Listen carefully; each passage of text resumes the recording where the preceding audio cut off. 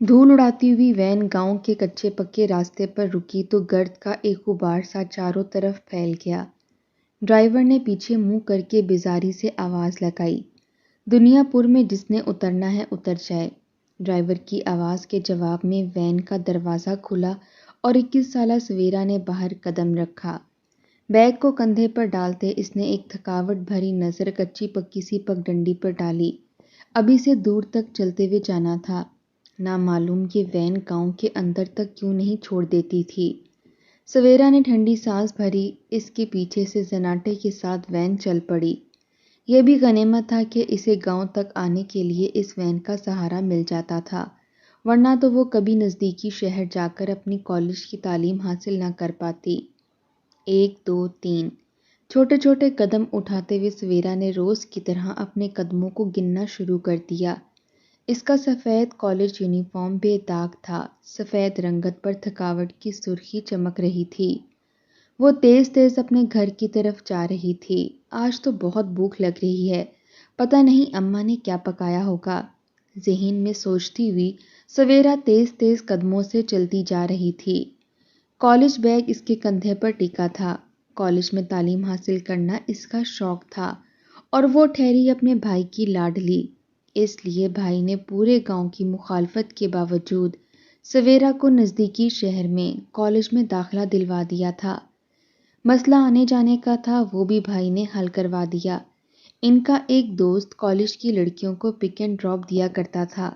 हालांकि इनका ये गांव इसके रास्ते में ना पड़ता था, मगर इसके बावजूद सवेरा के भाई के कहने पर इसने सवेरा को दुनियापुर के करीब छोड़ना और वहां से पिक करना शुरू कर दिया था। अपनी ही धुन में वो गांव की कच्ची सी पगडंडी पर चलते हुए जा रही थी, जब अचानक वो चौंक सी गई। इसके पीछे किसी गाड़ी के इंजन की आवाज़ सुनाई दे रही थी। सवेरा ने पलटकर देखा और अगले ही पल साकित रह गई।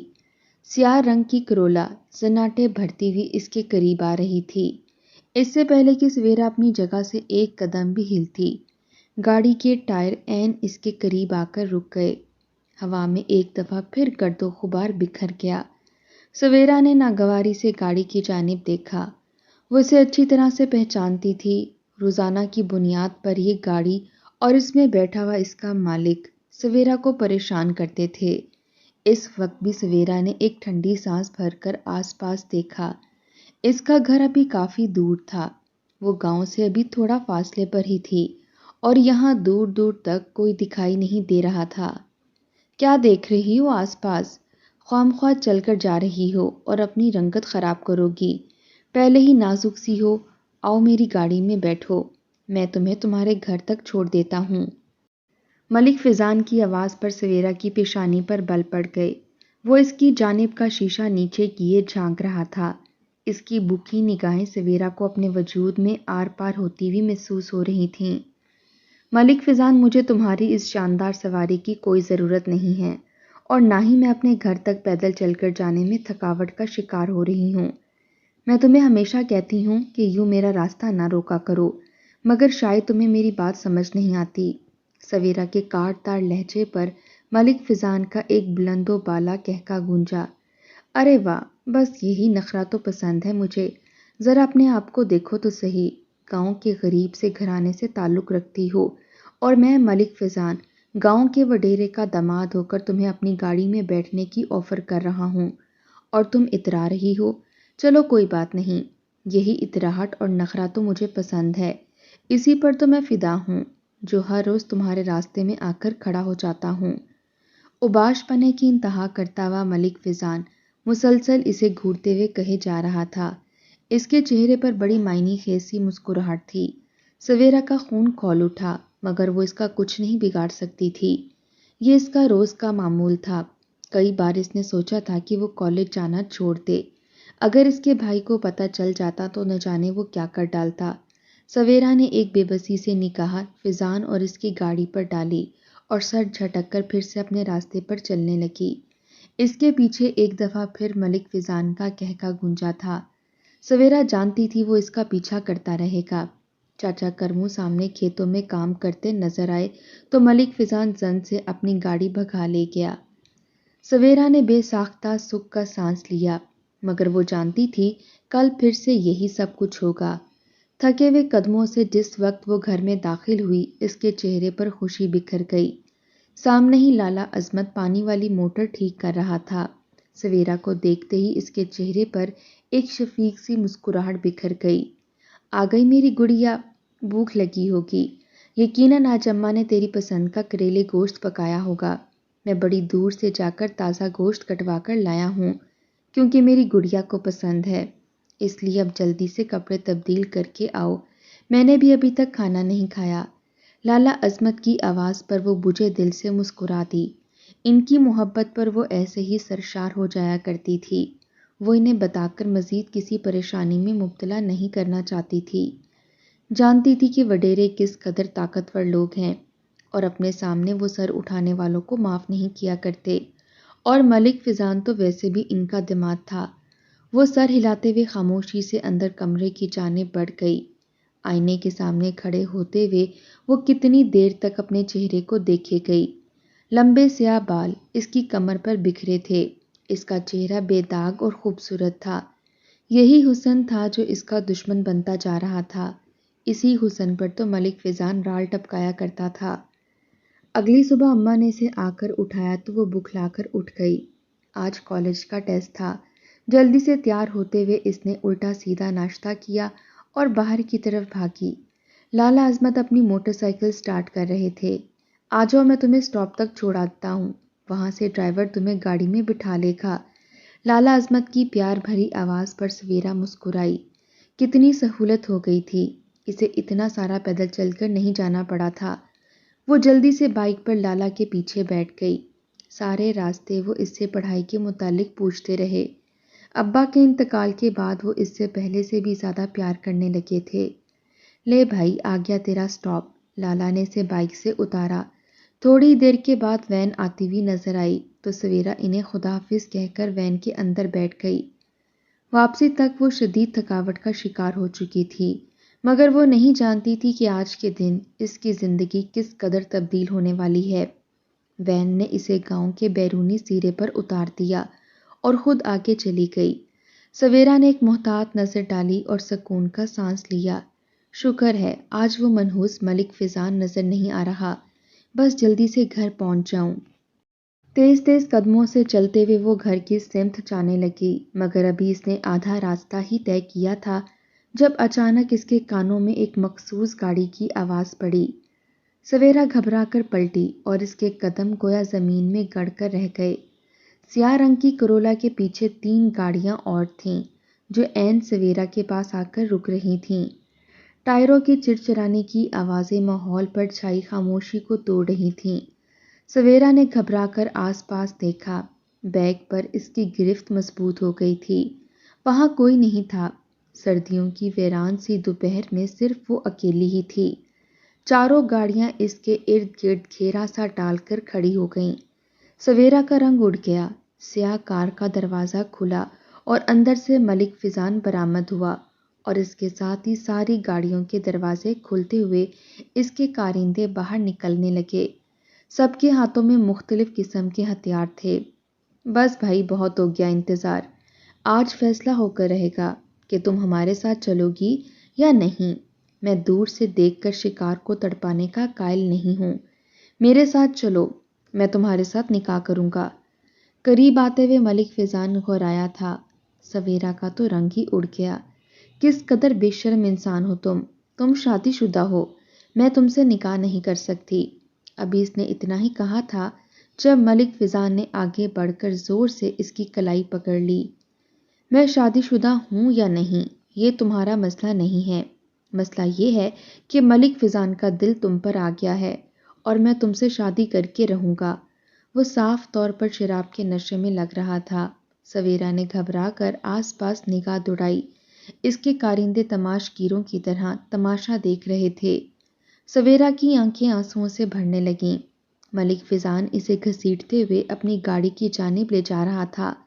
سویرا نے چیخنے کی کوشش کی مگر الفاظ اس کے گلے میں ہی گھٹ کر رہ گئے، اور تبھی فضا میں ایک زوردار گونج پیدا ہوئی۔ گولی چلنے کی آواز آئی۔ ملک فیضان اپنی جگہ پر ساکت کھڑا رہ گیا۔ سویرا نے بوکھلا کر اس کی جانب دیکھا۔ سویرا کی کلائی پر اس کی گرفت کمزور پڑ رہی تھی اور اگلے ہی پل سویرا کی نظر اس کے سینے پر پڑی۔ اس کا سفید لباس داغدار ہو رہا تھا۔ سویرا کی آنکھیں پھٹی کی پھٹی رہ گئیں۔ ملک فیضان بے جان لاش کی طرح نیچے گر چکا تھا اور اس کے عین پیچھے سویرا نے لالا عظمت کو دیکھا۔ ان کے ہاتھ میں ان کی وہی پرانی سی پستول تھی۔ نہ جانے وہ کس وقت اپنی موٹر سائیکل پر وہاں آ موجود ہوئے تھے۔ سویرا کو یاد آیا آج صبح انہوں نے کہا تھا کہ وہ واپسی میں اسے لینے آئیں گے۔ ملک فیضان کے کارندے ہتھیاروں سمیت لپکتے ہوئے عظمت کی طرف بھاگ رہے تھے۔ سویرا کے دیکھتے ہی دیکھتے انہوں نے چاروں جانب سے عظمت کو گھیر لیا۔ اب وہ اسے زمین پر گرا کر لاتوں اور ٹھڈوں سے مار رہے تھے۔ سویرا کے حلق سے کربناک چیخ نکلی۔ ملک فیضان کا خاص آدمی جیب سے موبائل نکال کر کسی کو اطلاع دے رہا تھا۔ سویرا چیختے ہوئے انہیں اپنے بھائی کو مارنے سے روک رہی تھی، مگر اس کی آواز کوئی نہیں سن رہا تھا۔ اس کا بیگ کب سے مٹی میں لتھڑ چکا تھا اور تبھی فضا میں ایک ساتھ کئی گاڑیوں کا شور بلند ہوا۔ سویرا نے خوفزدہ نظروں سے سر اٹھا کر دیکھا۔ گاؤں کے اندرونی سمت سے آنے والی پگڈنڈی پر گاڑیوں کی ایک لمبی قطار تھی جو آندھی طوفان کی طرح ان کی سمت آ رہی تھی۔ یہ وڈیروں کی گاڑیاں تھیں۔ عظمت کو پیٹنے والے ملک فیضان کے کارندے رک چکے تھے۔ گاڑیاں پاس آ کر رک گئیں۔ سیاہ رنگ کی پراڈو سب سے آگے تھی۔ سویرا لپک کر اپنے بھائی کے پاس پہنچی اور دو زانہ ان کے پاس بیٹھ گئی۔ وہ خون سے لت پت ہو رہا تھا۔ اسے مارنے والوں نے ذرا بھی رحم نہیں کیا تھا۔ سیاہ پراڈو کا دروازہ کھلا اور بے اختیار سویرا نے سر اٹھا کر دیکھا۔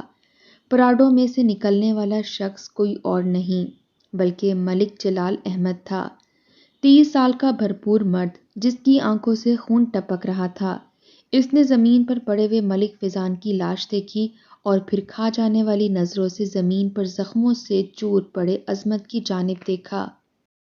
کیا یہی ہے وہ حقیر جس نے میرے بہنوئی کو موت کے گھاٹ اتارا ہے؟ لے چلو اسے اپنے ساتھ، اس کا فیصلہ تو میں خود کروں گا۔ جب وہ بولا تو اس کی آواز پتھریلی تھی مگر اس میں موت کی سی سختی تھی۔ سویرا کانپ کر رہ گئی۔ اس نے ملک جلال احمد کی داستانیں سن رکھی تھیں۔ وہ کھڑے کھڑے لوگوں کی جان نکال لیا کرتا تھا اور اگر کوئی کام اس کی مرضی کے مطابق نہ ہوتا تو اس کے شر سے بچنا ناممکن تھا۔ سویرا نے اپنی سہیلیوں سے سن رکھا تھا کہ ملک جلال احمد کو اپنی چھوٹی بہن سے بے حد محبت ہے۔ سویرا نے گردن گھما کر ملک فیضان کی لاش کی جانب دیکھا جسے اب کارندے اٹھا کر احتیاط سے گاڑی کے اندر ڈال رہے تھے اور اگلے ہی پل ملک جلال احمد کے حکم پر عظمت کو اٹھا کر گھسیٹتے ہوئے گاڑی کے اندر پھینک دیا گیا تھا۔ سویرا کی چیخو پکار کا ان پر کوئی اثر نہیں ہوا تھا۔ وہ دور تک لالا کا بازو پکڑے گھسیٹتی چلی گئی تھی مگر اسے ایک شخص نے زوردار دھکا دے کر واپس زمین پر گرا دیا تھا۔ ملک جلال احمد نے گاڑی میں بیٹھتے ہوئے پلٹ کر ایک سرد نگاہ سویرا پر ڈالی تھی جس سے سویرا کانپ کر رہ گئی۔ اس کی منت سماجت کا کسی پر کوئی اثر نہ ہوا اور چشم زدن میں وڈیروں کی ساری گاڑیاں دھول اڑاتی ہوئی حویلی کی جانب جا چکی تھیں۔ اس اڑتی ہوئی دھول کے درمیان سویرا زمین پر بیٹھی بلکتی رہ گئی۔ وہ جانتی تھی اب اس کا بھائی حویلی سے زندہ واپس نہیں نکلے گا۔ ٹوٹے قدموں سے چلتے ہوئے وہ بڑی مشکل سے خود کو اپنے گھر تک گھسیٹ کر لائی۔ ماں نے اس کی حالت دیکھی تو اپنا سینہ پیٹ لیا اور جب انہیں پتہ چلا کہ وڈیرے عظمت کو اٹھا کر لے گئے ہیں اور عظمت نے ملک فیضان کا خون کر دیا ہے تو وہ گویا پتھر کی بن گئیں۔ پورے گاؤں میں خبر جنگل کی آگ کی طرح پھیل گئی تھی کہ ملک فیضان کی سویرا پر بری نظر تھی جس کی وجہ سے عظمت نے اس کا خون کر دیا اور اب حویلی والے اسے اٹھا کر لے گئے ہیں۔ سب لوگ آ کر سویرا کو مشکوک نگاہوں سے دیکھتے رہتے۔ وہ نہ چاہتے ہوئے بھی اپنی جگہ مجرم سی بن گئی تھی۔ اسے شدت سے پچھتاوا ہو رہا تھا۔ کاش وہ کالج میں داخلہ ہی نہ لیتی۔ سویرا کی ماں گاؤں کے ہر بڑے شخص کے پاس جا کر منت سماجت کر کر آئی تھی کہ وہ حویلی والوں سے رحم کی درخواست کریں مگر سبھی جانتے تھے کہ ملک جلال احمد کے سامنے رحم کی پکار کرنا فضول ہے، وہ بھی اس صورت میں جب قاتل نے اس کے بہنوئی کو قتل کیا تھا۔ ملک جلال احمد نے کل صبح جرگہ رکھنے کا حکم دیا۔ وہ جرگے میں عظمت کا فیصلہ کرنا چاہتا تھا۔ بھلا جلال احمد کی بات سے کس کو انکار تھا؟ گاؤں کے تمام بڑے جرگے میں موجود تھے۔ مردوں ہی مردوں میں صرف ایک سویرا کی ماں تھی جو کونے میں کھڑی ہلکے ہلکے کانپ رہی تھی۔ سویرا بے تاب سی اپنے گھر میں ٹہل رہی تھی۔ وہ جانتی تھی جرگے میں آج فیصلہ ہو جائے گا اور یہ فیصلہ یقیناً عظمت کے خلاف تھا۔ ملک جلال احمد کی گاڑی آ کر رکی تو وہ شان سے چلتا ہوا جرگے میں آ کر بیٹھا۔ سب لوگ اس کی جانب متوجہ تھے۔ فیصلہ اسی نے ہی کرنا تھا۔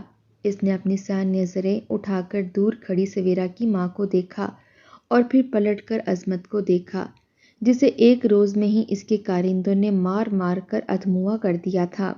وہ ہوش و حواس سے بیگانہ لگ رہا تھا۔ ملک جلال احمد طنزیہ سا مسکرا دیا۔ آپ سب لوگوں کے سامنے ہے، اس شخص نے میری بہن کے شوہر کو قتل کر دیا اور میری معصوم سی بہن کو جوانی میں ہی بیوہ کر دیا ہے۔ قتل کے کئی گواہ موجود ہیں، اس کے باوجود میں اس پر رحم کرتا ہوں اور میں اسے قتل کی سزا نہیں دیتا۔ ملک جلال احمد کی بات پر پورے جرگے میں سناٹا سا چھا گیا۔ سبھی نے حیرت بھری نظروں سے جلال احمد کی جانب دیکھا۔ یہ اس کا وتیرہ تو نہیں تھا، وہ تو کبھی دشمن کو معاف نہیں کرتا تھا۔ خود عظمت بھی ناسمجھی کے عالم میں جلال احمد کو دیکھ رہا تھا، جو تھوڑی دیر خاموش رہنے کے بعد پھر اچانک بولا، میں یہاں موجود تمام بڑے لوگوں کو اپنا فیصلہ سناتا ہوں۔ مجھے نہ تو خون بہا چاہیے اور نہ ہی میں اس شخص کو مارنا چاہتا ہوں۔ مجھے اپنے بہنوئی کے قتل کے بدلے میں وانی چاہیے، اس کی بہن۔ پورے جرگے میں سناٹا چھا گیا۔ عظمت چند لمحے ناسمجھی کے عالم میں جلال کو دیکھتا رہا اور پھر اس کے حلق سے ایک زوردار چیخ نکلی۔ وہ زمین سے اٹھ کر لڑکھڑاتا ہوا جلال احمد کی جانب لپکا، میں تیری آنکھیں نکال دوں گا اگر تو نے میری بہن کی جانب گندی نظر سے دیکھا بھی تو۔ اس کے الفاظ ابھی اس کے منہ میں ہی تھے کہ جلال احمد کے ایک باڈی گارڈ نے آگے بڑھ کر بندوق کا دستہ زور سے اس کے سر میں مارا۔ وہ لڑکھڑا کر وہیں گر گیا۔ اس کے سر سے خون کا ایک فوارہ سا چھوٹا۔ جلال احمد مسکرا دیا، کیا کسی کو میرے فیصلے پر کوئی اعتراض ہے بھلا؟ کس کو اعتراض ہو سکتا تھا؟ سب خاموش تھے۔ جلال احمد اپنی جگہ سے کھڑا ہوا، اس کی بہن کو میری حویلی میں پہنچا دیا جائے۔ ایک احسان میں ان لوگوں پر صرف یہی کروں گا کہ میں اس سے نکاح کروں گا اور اسے ناجائز طور پر اپنی حویلی میں نہیں رکھوں گا، مگر وہ ساری عمر اس کے گناہ کا کفارہ ادا کرے گی۔ ملک جلال احمد اپنی بات مکمل کر کے گاڑی کی طرف بڑھ چکا تھا۔ اس سے زیادہ وہ اپنا وقت کسی کو نہیں دیا کرتا تھا۔ عظمت کرا رہا تھا مگر اسے کارندے ہلنے بھی نہیں دے رہے تھے۔ ہتھیاروں سے لیس افراد کا ایک پورا ٹولہ عظمت کے گھر کی جانب روانہ ہو چکا تھا، جہاں اپنی آنے والی بربادی سے بے نیاز سویرا اپنی ماں کا انتظار کر رہی تھی۔ تھوڑی ہی دیر کے بعد ایک شور و غل سا بلند ہوا تو سویرا چونک سی گئی۔ اس کے سر سے دوپٹہ ڈھلک گیا۔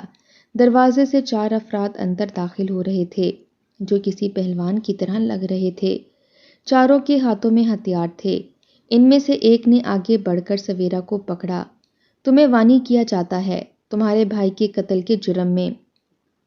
سویرا پر گویا آسمان ٹوٹ پڑا، مگر اس سے پہلے کہ وہ کچھ کرتی یا اس کی روتی بلکتی ماں ان میں سے کسی کو روک پاتی، ان چاروں نے گھسیٹتے ہوئے سویرا کو لے جا کر گاڑی میں پھینک دیا تھا۔ سویرا کی چیخو پکار کا کسی پر کوئی اثر نہیں ہو رہا تھا۔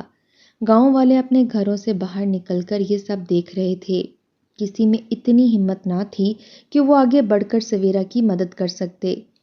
گاڑی کے شیشے پیٹتے سویرا تھک ہار کر خاموش ہو گئی۔ اس کی آواز روتے روتے بیٹھ چکی تھی۔ اب اسے سخت خوف محسوس ہو رہا تھا۔ گاڑی گاؤں کے کچے پکے راستوں سے گزرتے ہوئے حویلی کے اندر رکی تو سویرا ایک دم گھبرا گئی۔ اس کے ماتھے پر پسینہ پھوٹ پڑا۔ دروازہ کھول کر ایک شخص نے اسے باہر آنے کا اشارہ کیا۔ وہ دھڑکتے دل کے ساتھ گاڑی میں سے باہر نکل آئی۔ جانتی تھی اسے وانی کر دیا گیا ہے، آنے والی پوری زندگی اس کی برباد ہونے والی تھی، مگر اسے ایک اطمینان تھا، کم از کم اس کا بھائی تو محفوظ تھا، کم از کم وہ زندہ تھا۔ سویرا نے ایک ٹھنڈی سانس لی۔ اگر اس کے پیارے بھائی کے لیے اس کی زندگی قربان ہو رہی تھی تو اسے کوئی اعتراض نہیں تھا۔ سامنے ایک ملازمہ کھڑی تھی۔ اس نے آگے بڑھ کر سویرا کا بازو پکڑا اور تقریباً گھسیٹتے ہوئے اندر لے جانے لگی۔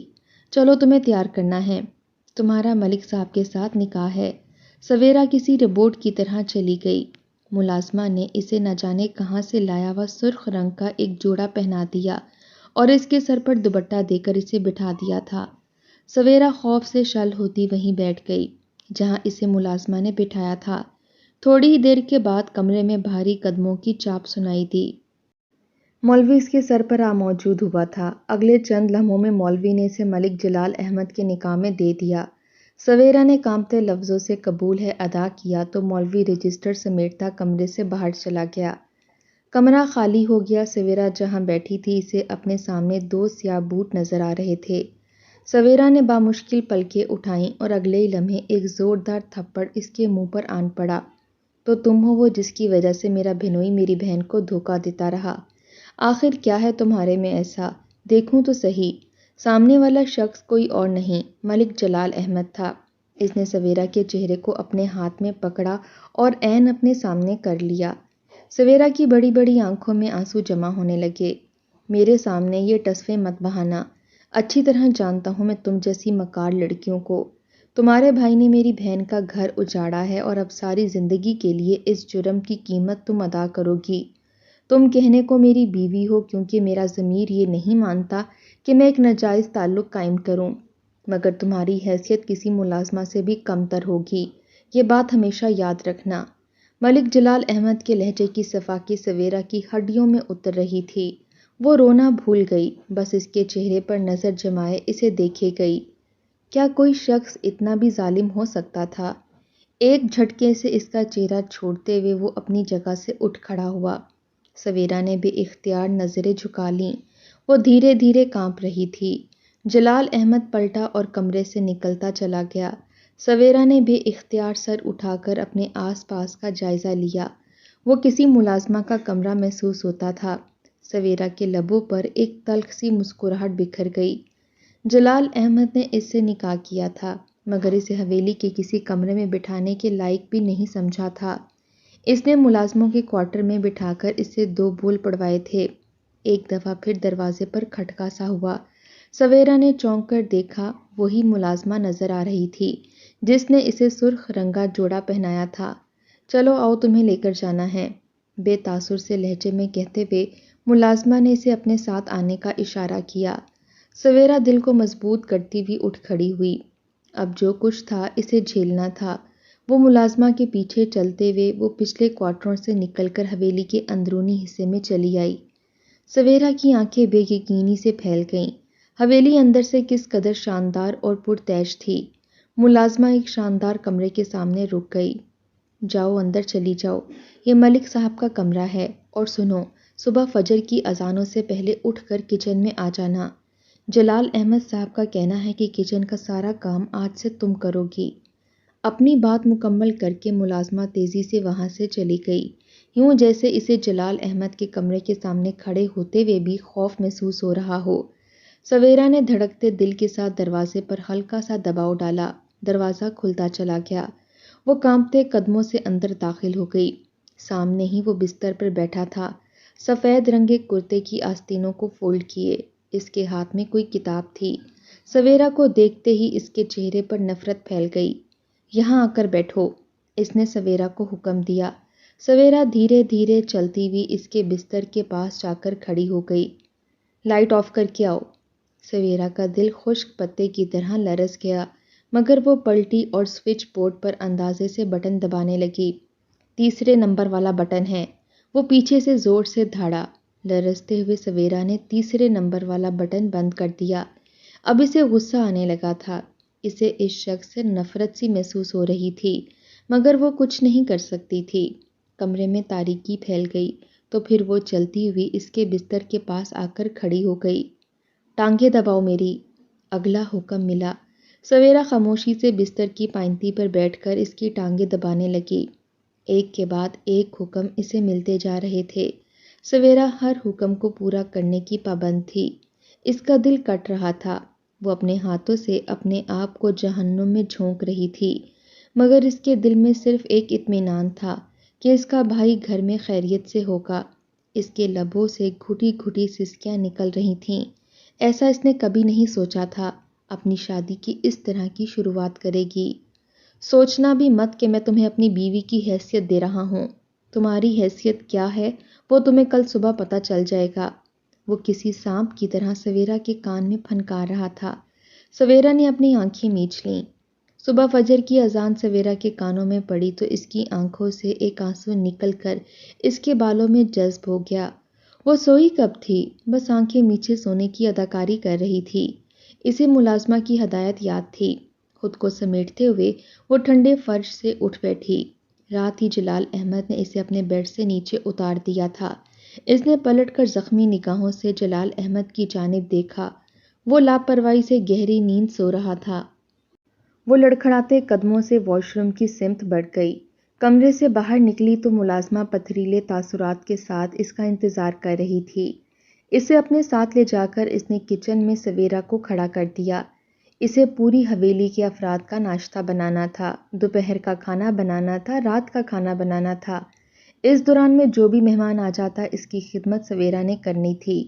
سویرا نے سر ہلا دیا اور اپنے کام میں لگ گئی۔ کھڑے کھڑے کچن میں اس کی ٹانگیں دکھ جاتی۔ بڑے بڑے پتیلوں میں کھانا پکاتے پکاتے اس کا نازک وجود ہلکان ہو جاتا، مگر معافی کسی پل نہیں تھی۔ کام کاج کے دوران کسی بھی وقت جلال احمد اسے آواز دیتا تو وہ بکھلا کر ہر چیز چھوڑ کر اس کی سمت بھاگتی۔ وہ ایک پل میں اس کی بیوی ہوتی تو اگلے ہی پل حویلی کی ملازمہ، جس کے ساتھ ہر کوئی بدترین سلوک کرتا، اسے ناپسندیدہ نگاہوں سے دیکھا جاتا۔ حویلی کے بڑے سے فرش پر پوچھا لگاتے ہوئے ایک روز اس کا سامنا ملک فیضان کی بیوی سے ہوا۔ وہ سامنے سے چلتی ہوئی آ رہی تھی، معمولی سے نقوش کی ایک بڑی عمر کی عورت۔ اسے دیکھتے ہی سویرا کو اندازہ ہو گیا کہ ملک فیضان گاؤں کی ہر لڑکی کو حسرت بھری نظروں سے کیوں دیکھتا تھا۔ بالکل صحیح اوقات میں رکھا ہے تمہیں میرے بھائی نے، یہی ہونا چاہیے تمہارے ساتھ۔ میرا گھر اجاڑنے والی تم ہی ہونا، اب یہاں اپنی پوری زندگی برباد ہوتے ہوئے دیکھو گی۔ نفرت سے کہتے ہوئے ملک فیضان کی بیوی آگے بڑھتی چلی گئی۔ سویرا نے ایک درد کی لہر اپنے دل میں اٹھتی ہوئی محسوس کی اور اسی پل اس کی نظر جلال احمد پر پڑی۔ اس نے اپنی بہن کی بات سن لی تھی۔ وہ بھی بے نیاز قدم اٹھاتا ہوا اس کے برابر سے گزرتا چلا گیا، جیسے اس کی بہن نے جو کچھ کہا تھا وہ بالکل ٹھیک تھا۔ سویرا فجر کی اذان کے ساتھ اٹھ کر کام کرنا شروع کرتی، مگر رات تک اس کے کام ختم ہی نہ ہوتے۔ ناشتہ بنا کر ہٹتی تو صفائی ستھرائی کا وقت ہو جاتا۔ حویلی کے تمام ملازمین کو بس ضرورت پڑنے پر ہی کام دیا جاتا، ورنہ پوری کوشش یہی ہوتی کہ حویلی کا ہر کام سویرا سے کروایا جائے۔ جلال احمد کے سارے ذاتی کام اسے خود کرنے ہوتے تھے۔ روزانہ کی بنیاد پر اس کے کپڑے دھو کر کلف لگا کر وہ استری کر کے رکھتی۔ چائے، کھانا، پانی، ہر چیز اس کی ایک پکار پر اس تک پہنچ جاتی۔ شام تک کچن میں ڈیوٹی دیتی۔ اس سب کے باوجود اسے کچن میں پکنے والی انواع اقسام کے کھانوں میں سے کچھ کھانے کی اجازت نہ تھی۔ وہ اپنے لیے علیحدہ برتنوں میں دال اور سبزی پکاتی، جو ملازمہ کی کڑی نگرانی میں اسے کھانا پڑتا۔ اسے پورے دن میں 2 روٹیوں سے زیادہ کھانا کھانے کی اجازت نہیں تھی۔ چائے، دودھ، شربت، کسی چیز کو ہاتھ لگانے کی اجازت نہیں تھی۔ سویرا کو بھلا ان چیزوں کی غرض کہاں تھی؟ بس ایک چیز کے لیے اس کا دل مچلتا تھا۔ جلال احمد نے اس کے حویلی سے باہر نکلنے پر پابندی لگا دی تھی۔ وہ اپنی ماں سے ملنا چاہتی تھی، اپنے بھائی سے ملنا چاہتی تھی، مگر جلال احمد نے اس پر واضح کر دیا تھا، چونکہ وہ ایک وانی ہے تو اس پر زندگی کی ہر خوشی حرام ہے، یہاں تک کہ وہ حویلی سے باہر کا کھلا آسمان بھی نہیں دیکھ سکتی۔ رات گئے وہ کاموں سے فارغ ہوتی تو جلال احمد کا بلاوا آن پہنچتا۔ وہ تھکے ٹوٹے قدموں سے اس کے کمرے میں جا پہنچتی اور جب واش روم سے لباس تبدیل کر کے نکلتی تو کوئی اسے پہچان ہی نہ پاتا۔ سرخ رنگ کا شب خوابی کا لباس اور ہونٹوں پر تیز لپسٹک، یہ جلال احمد کا ہی حکم تھا۔ بجھے دل سے وہ ہر حکم پورا کرتی، لیکن اس کے باوجود اس ظالم کے دل میں رحم کی کوئی گنجائش نہ نکلتی تھی۔ دن جہنم سے بھی بدتر ہو چکے تھے اور تبھی ایک روز کچن میں مہمانوں کے لیے کھانا بناتے ہوئے سویرا کو بری طرح سے چکر آیا۔ وہ خود کو جتنا سنبھالنے کی کوشش کرتی اتنا ہی زمین پر گرتی چلی جاتی۔ چمچ اس کے ہاتھ سے چھوٹ کر نیچے جا گرا۔ آسمان اس کی نگاہوں میں گھومنے لگا اور وہ زمین پر گرتی چلی گئی۔ کچن میں اس کے ساتھ کام کرتی ماسی بشیرہ کی جہاں دیدہ نظروں نے بھانپ لیا کہ معاملہ کچھ اور ہے۔ سویرا کو ہوش آیا تو اسے اپنی پلکوں پر منووزنی بوجھ محسوس ہو رہا تھا۔ آنکھیں کھولنے سے پہلے ہی اس کے کانوں میں جلال احمد کی بہن کی آواز پڑی۔ آپ ایسا کر بھی کس طرح سکتے ہیں لالا؟ آپ اسے یہ حق کیسے دے سکتے ہیں؟ آپ یہ کیسے بھول گئے کہ اس لڑکی کی وجہ سے میرا گھر اجڑا ہے، میں بیوہ ہو گئی ہوں؟ یہ فیضان کی قاتلہ ہے، مجھے نہیں پتا، آپ اسے بھی بالکل ویسے ہی قتل کریں جیسے میرے فیضان کو مارا گیا تھا۔ آپ اس کی بھی جان لے لیں، مگر آپ نے تو اسے اپنے بچے کی ماں بنا ڈالا۔ اس کی شاکی آواز سویرا کے کان میں پڑی تو اس نے گھبرا کر اپنی آنکھیں کھول دیں، اور تبھی وہ حیران رہ گئی۔ کتنا عرصہ ہوا اس نے بستر کی نرمی کو محسوس کرنا چھوڑ دیا تھا۔ جتنی دیر جلال احمد اسے اپنے پاس رکھتا، اس کے علاوہ وہ بستر کو چھو بھی نہیں سکتی تھی۔ ٹھنڈے فرش پر سونا ہی اس کی مجبوری تھی، مگر اس وقت وہ نرم و گداز بستر پر تھی۔ سویرا نے آنکھیں کھول کر دیکھا، سامنے ہی جلال احمد اور اس کی بہن کھڑے تھے۔ سمجھنے کی کوشش کرو رمیسا، میں ایسا نہیں کر سکتا، یہ میرا خون ہے، مجھے اس لڑکی میں دلچسپی نہیں، مگر میں اپنی اولاد کا قتل نہیں کر سکتا۔ یہ اسے جنم دے گی اور اس کے بعد میں اسے اپنے ہاتھوں سے مار دوں گا۔ جلال احمد نے مڑ کر ایک زہر بھری نگاہ سویرا پر ڈالی اور سویرا کے قدموں تلے سے گویا زمین نکل گئی۔ اسی پل اس پر یہ انکشاف ہوا تھا کہ اس کے وجود میں کوئی تبدیلی رونما ہو چکی ہے۔ بے اختیار ہی اس کا ہاتھ اپنے پیٹ تک گیا۔ اسے کئی دنوں سے یہ محسوس تو ہو رہا تھا، مگر کیا یہ واقعی سچ تھا؟ وہ ماں بننے والی تھی، جلال احمد کے بچے کی ماں۔ وہ جلال احمد کو دیکھ کر رہ گئی، جس کی نظروں میں سویرا کے لیے محبت تو دور کی بات رحم بھی نہ تھا۔ وہ اسے صرف اپنے بہنوئی کی مجرم کے روپ میں دیکھتا تھا۔ جلال احمد کا بچہ اس کی شکم میں کیا آیا، اس کی تو دنیا ایک دفعہ پھر پلٹ گئی۔ ہر کام کی ذمہ داری اس سے لے لی گئی۔ جن نعمتوں کو اس سے عرصہ ہوا چھین لیا گیا تھا، اب اس کے ڈھیر اس کے کمرے میں رکھ دیے گئے۔ فروٹ کا بھرا ہوا ٹرے ہر وقت سائڈ ٹیبل پر موجود رہتا۔ ملازمہ وقت پر وقت کھانے کے لیے آ کر پوچھتی۔ اس سے کوئی کام نہ کروایا جاتا، یہاں تک کہ اگر وہ بستر سے قدم نیچے اتارتی تو ایک ملازمہ سہارا دینے کے لیے پاس آ موجود ہوتی۔ مگر سویرا کو نہ پہلے والی زندگی میں سکون تھا اور نہ ہی اب۔ وہ اپنی ماں سے ملنا چاہتی تھی، اپنے بھائی سے ملنا چاہتی تھی، مگر جانتی تھی ایسی کسی فریاد کا جلال احمد پر کوئی اثر نہ ہوگا۔ انہی سوچوں میں گری وہ ایک روز اپنے ناخن کتر رہی تھی، جب کھلے دروازے سے جلال احمد اندر داخل ہوا۔ اس کے ماتھے پر پسینہ تھا، شاید وہ کہیں سخت محنت والا کام کر کے لوٹا تھا۔ آتے ہی اس نے ایک سرسری نظر سویرا پر ڈالی، شاید اسے کپڑے چاہیے تھے۔ اس نے کھلے دروازے سے باہر منہ کر کے آواز لگائی، نذیرہ، نذیرہ بی بی، مجھے آ کر کپڑے نکال کر دیجیے۔ اس کی آواز میں برہمی تھی۔ وہ بے تابی سے کمرے میں ٹہلنے لگا، مگر شاید نذیرہ آس پاس موجود نہیں تھی۔ کافی دیر تک انتظار کے بعد بھی وہ کمرے میں نہ آئی تو وہ جھنجھلا سا گیا۔ سویرا نے اپنے اوپر سے لحاف اتارا اور اٹھ کر الماری تک آ گئی۔ اس کے کپڑے نکال رہی تھی جب اپنی سوچوں میں گم جلال کی نظر اس پر پڑی۔ تم رہنے دو، نذیرہ کر لے گی، تم آرام کرو۔ خلاف معمول اس کی آواز میں کچھ نرمی تھی۔ سویرا نے مڑ کر بے یقین نظروں سے اس کی جانب دیکھا۔ وہ جو پہلے کسی بات پر غصے کا شکار تھا، اچانک پھٹ پڑا۔ مجھے اس طرح کی نظروں سے دیکھ کر آخر تم کیا ثابت کرنا چاہتی ہو؟ جیسے میں کوئی بہت بڑا ظالم ہوں؟ تمہیں نظر نہیں آتا تم نے کیا کیا ہے؟ تمہاری وجہ سے میری بہن بیوہ ہو گئی ہے۔ باپ ہمارے سر پر نہیں ہے، صرف میں ہی ہوں جو اس کا ذمہ دار ہوں، اور تمہاری وجہ سے اب میں اس کی نظروں میں شرمندہ ہوں۔ میرے کسی کام کو آئندہ ہاتھ لگانے کی ضرورت نہیں، میں خود کر لوں گا۔ آگے بڑھ کر اس کے ہاتھ سے کپڑے تقریباً چھینتے ہوئے وہ بولا تھا۔ سویرا خاموش کھڑی رہ گئی۔ تھوڑی دیر کے بعد وہ کپڑے تبدیل کر کے کمرے سے جا چکا تھا۔ اس کے جاتے ہی ملازمہ کمرے میں آئی۔ اس کے ہاتھ میں دودھ کا گلاس تھا۔ بی بی، ملک صاحب کہہ کر گئے ہیں کہ آپ سے پوچھ لوں آپ کو کھانے پینے کی کسی چیز کی ضرورت ہے؟ سویرا جھنجھلا سی گئی۔ نہیں، مجھے کسی چیز کی ضرورت نہیں ہے، لے جاؤ اسے واپس۔ عجیب انسان تھا، پہلے پانی کے ایک گھونٹ کے لیے بھی ترساتا تھا اور اب نعمتوں کے انبار لگا رکھے تھے۔ یقیناً اسے صرف اپنی اولاد چاہیے تھی، اور وہ بھی صحیح سلامت۔ سویرا کی آنکھوں میں آنسو آنے لگے۔ دن گزرتے جا رہے تھے۔ اس کی طبیعت پہلے سے بھی زیادہ خراب رہنے لگی۔ جوں جوں وقت نزدیک آ رہا تھا، اس کے خوف میں بھی اضافہ ہو رہا تھا۔ جلال احمد نے اس کے ساتھ سختی برتنا ختم کر دی تھی۔ سویرا جانتی تھی جیسے ہی وہ اس کے بچے کو جنم دے گی، وہ اسے جان سے مار دے گا اور اس قصے کو ہی ختم کر دے گا۔ سویرا کسی قیمت پر اپنے بچے کو کھونا نہیں چاہتی تھی، مگر اسے سمجھ نہیں آ رہا تھا کہ وہ اس گرداب سے کس طرح نکلے۔ 9 ماہ بیت چکے تھے۔ ڈاکٹر نے سویرا کو آپریشن کی تاریخ دے دی تھی۔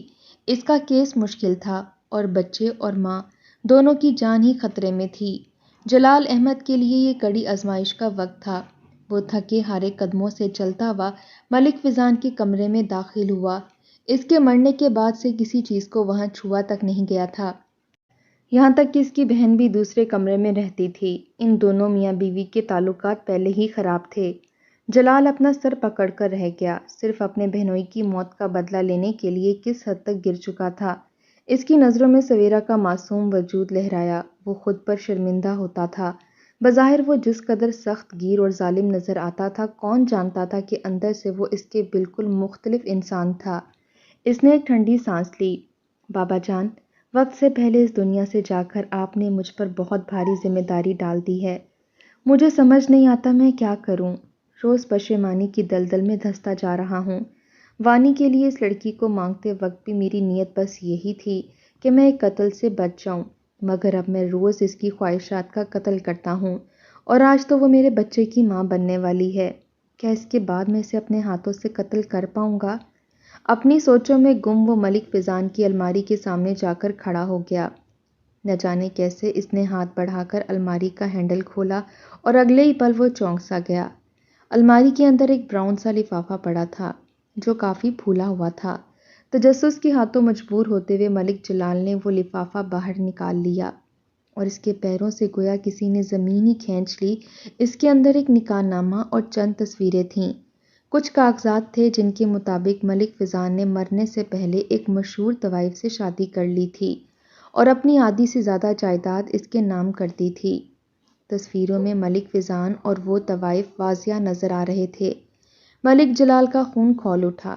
ملک فیضان کردار کا اتنا کچا تھا، وہ اس بات سے ناواقف تھا۔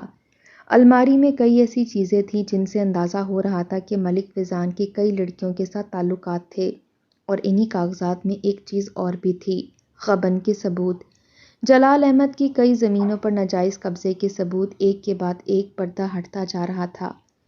وہ ملک فیضان جس کی موت کی سزا دیتے ہوئے اس نے سویرا کی زندگی کو جہنم بنا رکھا تھا، وہ اس کا دوست نہیں بلکہ دشمن تھا۔ ایک ایسا دشمن جس کی موت نے ملک جلال کو کتنی مصیبتوں سے بچا لیا تھا، وہ اس بات سے انجان تھا۔ وہ اپنی جگہ پر سن کھڑا تھا جب دروازے پر دستک ہوئی۔ ملازمہ اسے بلا رہی تھی۔ سویرا کو ہسپتال لے جانے کا وقت ہو رہا تھا۔ تمام کاغذات کو واپس الماری میں رکھتے ہوئے وہ ٹوٹے قدموں سے کمرے سے باہر نکلا۔ آج فیصلے کا دن تھا، مگر اب وہ کس منہ سے فیصلہ کرے گا؟ سامنے ہی سیڑھیوں کے پاس سویرا کھڑی تھی، اپنے بھاری وجود کے ساتھ۔ شاید وہ اس سے کوئی بات کہنے آئی تھی، شاید وہ موت سے پہلے موت کی کیفیت سے گزرنے آئی تھی۔ میرا کیا فیصلہ کرو گے ملک جلال احمد؟ کیا میرے بچے کو مجھ سے چھین لو گے؟ اس کی آواز میں کرب تھا۔ جلال احمد تڑپ سا گیا۔ اس نے اس عورت کو کس چیز کی سزا دی تھی؟ وہ لپک کر آگے بڑھا۔ وہ اسے تھام لینا چاہتا تھا، معافی مانگنا چاہتا تھا، مگر سویرا کے دل پر اس کی ایسی دہشت تھی کہ وہ 2 قدم پیچھے ہٹی۔ وہ سیڑھیوں کے بالکل کنارے پر کھڑی تھی، توازن برقرار نہ رکھ پائی اور سیڑھیوں پر گرتی چلی گئی۔ اس کے حلق سے ایک چیخ برآمد ہوئی، مگر صرف اس کی نہیں، ایک چیخ ملک جلال احمد کے حلق سے بھی نکلی تھی۔ اس نے بے اختیار پکارا، سویرا! مگر دیر ہو چکی تھی۔ سویرا آخری سیڑھی پر پڑی تھی۔ اس کے اطراف میں خون کا ایک تیلاب تھا۔ وہ بے ہوش ہو چکی تھی۔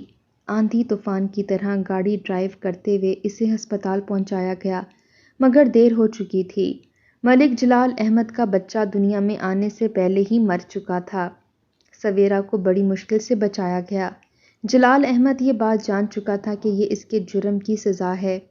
ہسپتال میں کھڑے ہو کر ہی اس نے اپنی بہن پر واضح کر دیا تھا کہ اب وہ مزید اپنی بیوی کو کسی کے لیے کسی کی جرم کی سزا نہیں دے گا۔ سویرا کے ہوش میں آتے ہی ملک جلال احمد نے سب سے پہلے اس کے آگے ہاتھ جوڑ کر معافی مانگی تھی۔ سویرا تکلیف سے مسکرا دی۔ قیمت تو بہت بڑی اس نے ادا کی تھی، مگر اللہ نے آخر کار اس کی سن لی تھی۔